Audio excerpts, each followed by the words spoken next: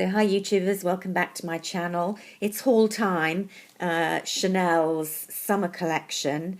I literally have got back from buying a few things this afternoon and I have tried the testers in the shop, but I haven't even opened my bag. So this is literally going to be to show you a few ideas. I won't be able to tell you a whole lot about the products until I've used them.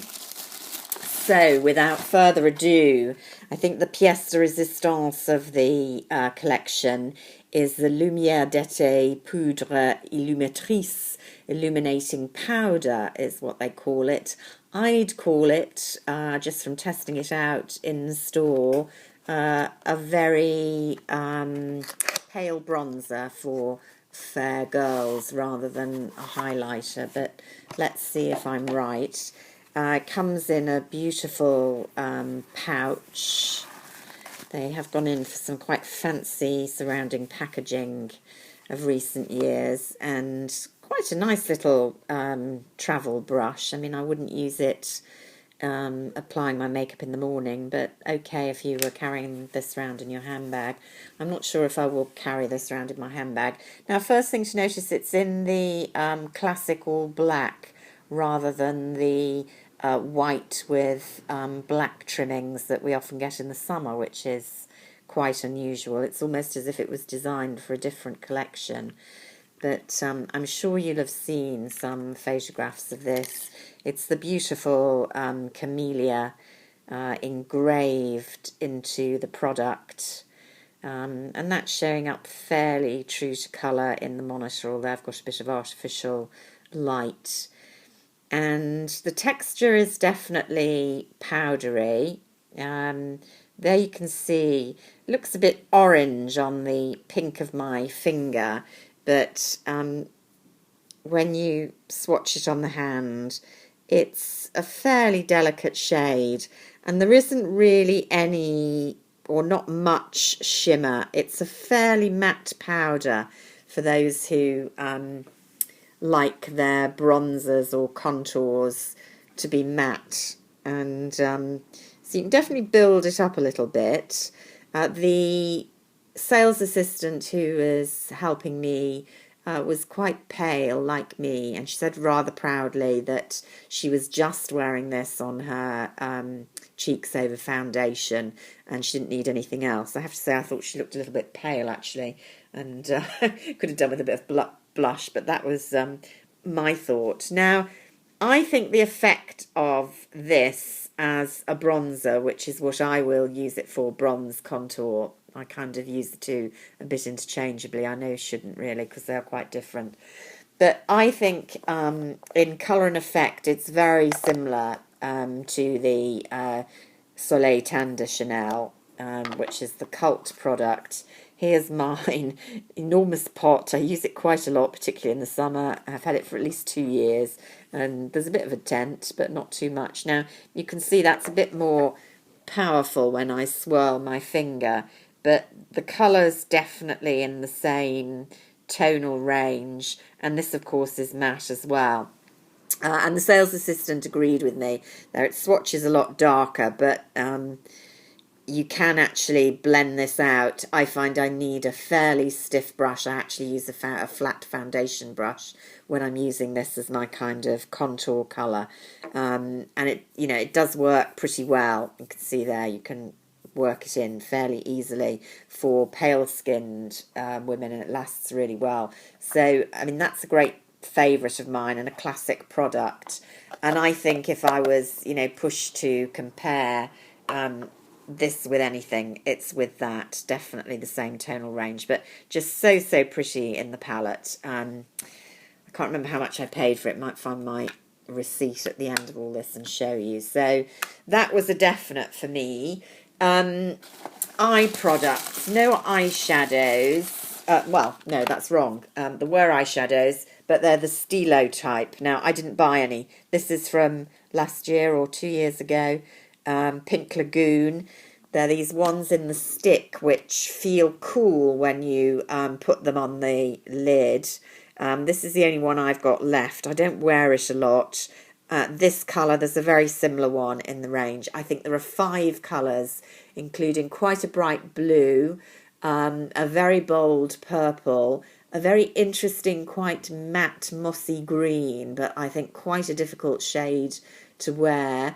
One that is just like this, and a bronzy brown, which I was tempted by, but I'm not that keen on this formulation, so I didn't give in to any of the Stilo eyeshadows. So don't get confused, that's from a previous year, but there is one just like it.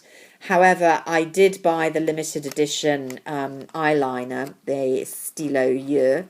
I'm very fond of this range. They're not infallible. Some of them can be a little hard to work with, but the ones that are a good texture are fantastic, because once you get them in place, they really, really don't creep at all, and they're the only pencil eyeliners I've found that I can say that of. So this is the limited edition of this one. You can see it's called Orchidee, and it's purple. Quite bright, lovely and soft. As I say, I haven't worn it yet. You can see there where I tried it in the shop and tried to wipe it off with some non-waterproof eye makeup remover, and it hasn't fully moved yet. So they, once it's there, they don't shift. I'm looking forward to trying this. I think would look great with a brown or golden eye look. I'm thinking of trying it with my Illusion d'Ombre. I've forgotten the name, but the summer autumn ones last year, there were 2 bronzy browns, which I think go brilliantly with that. It would go nicely with the bronze Stilo eyeshadow in the current collection, or indeed, well, I think with the purple it would be a bit much. So looking forward to trying that. I'll let you know how that works out. And then, of course, the other thing, that's a sample I got. I'm a nail polish collector, so I got all 4, which is a bit extravagant, but I would regret it if I didn't. So I'm sure you'll have seen pictures of these. Here is Lavender, which is to go with the purples. It's coming out a bit dull looking on the monitor. It's a bit more vibrant in real life, but it's a cream, no shimmer, really deep, true purple, which you don't often get from Chanel. I can't think of a single one in my collection which is like that. So purple's not really my colour, but exciting to have that. Be really nice on toes. Then Mediterranee is the blue. I have a vexed relationship with blues. I often think they look better on other people. I think they look fantastic on women of colour. Not always look that great on me, and it's a bit similar to a few others. When I've tried it out, I'll do a comparison, but had to have it, obviously. Then perhaps the most standard, a Chanel Red, Coquelicot, very, very similar to Phoenix from last year, slightly more orange, but, you know, hardly anything in it. And then the one I'm most excited about is Tirana. Unusual colour for summer, really. I suppose the sort of duochrome pearl is a bit kind of burnished like the sun, but it's quite a dark mauvey brown with a lot of faceting in. I can't wait to try that one. That will undoubtedly be my favourite of this lot. But I'm thwarted because I can't wear anything too dramatic on my nails for the next few days because of work purposes. So it will be a while before I try those. Just want to show you what, well, I just want to compare if I've got it. Yeah, I got some of the MAC collection, which I'll show you separately. But one was the nail polish, and it's a bit similar. I'm not sure I would have, well, I don't know. This MAC one is much more tealy than I expected it to be from the promotional. I bought it sight unseen off the website. So those two look rather similar, but anyway, that's another story. I'll come back to the MAC on another occasion.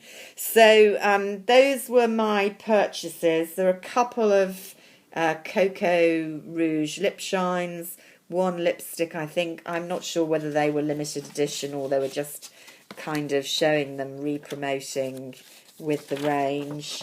The nail varnishes as ever £18. The eyeliner is 19, and that beautiful bronzer is £46. Honestly, it's getting ridiculous. But there you go. I'm excited to try them. Probably not for the next few days, but when I have had a play with them, I'll let you know what I think. Anyway, I'm looking forward to hearing what other people have got and what they think. And until then, bye for now.